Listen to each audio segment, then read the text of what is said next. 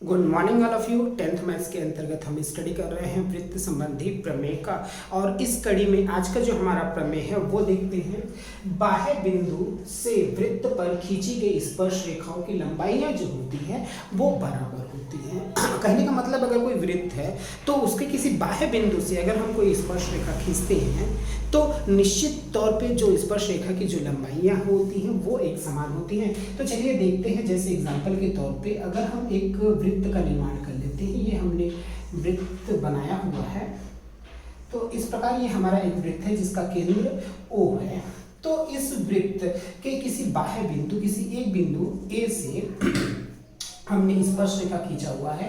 ये स्पर्श रेखा जो इससे होकर गुजर रही है, ये इस बिंदु को प्रतिच्छेद कर रही है एक P पर, और दूसरी स्पर्श रेखा जो है वो यहाँ के ऊपर प्रतिच्छेद कर रही है। तो उस आधार पे हम क्या करते हैं कि P से A को मिला देते हैं और O को मिला दे रहे हैं, और O से हम Q को मिला दे रहे हैं, प्लस A से जो है O को भी मिला दिया जा रहा है। तो इस प्रकार अब हमें ये सिद्ध करना है कि एक P जो है वो AQ के बराबर है।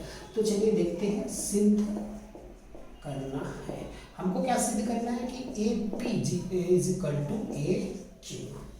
तो यहाँ पर अगर हम ध्यान दें तो हमारे पास दो त्रिभुज का निर्माण हुआ है, AOP और दूसरा AOQ। तो हम बात कर रहे हैं उत्पत्ति की।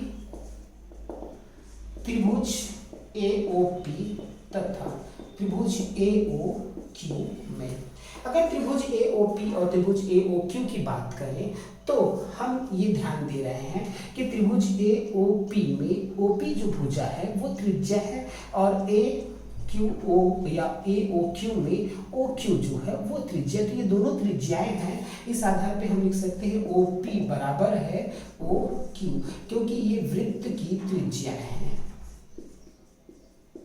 और वृत्त की जो त्रिज्याएं होती है वो सभी बिंदुओं पर एक समान होती हैं। और जबकि AO जो है वो उभयनिष्ठ भुजा है। AO बराबर AO, ये जो है उभयनिष्ठ भुजा। उभयनिष्ठ भुजा के पीछे कारण ये है कि निश्चित तौर पे ये पहले भी त्रिभुज में है और दूसरे त्रिभुज में भी है। तो उस आधार पे ये उभयनिष्ठ भुजा है, तो निश्चित तौर पे बराबर होगी।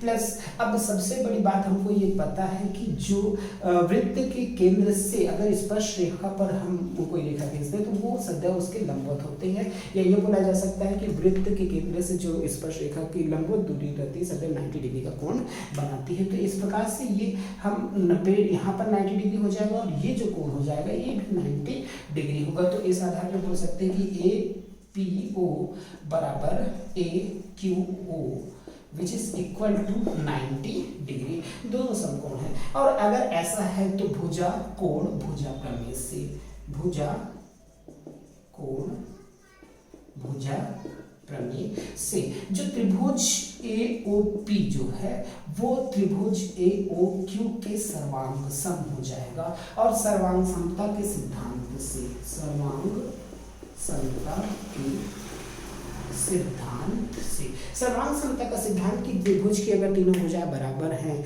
तो निश्चित तौर पे ये होगा कि उसकी सारी भुजा कोण भी आपस में बराबर होंगे। तो उस आधार पे हम ये बोल सकते हैं कि ये जो भुजा है AP जो है वो AQ के बराबर हो जाएगा। AP is equal to AQ, जो कि हमको प्रूफ करना था। तो इस प्रकार हम आसानी से अपने प्रमेय को सिद्ध कर सकते हैं।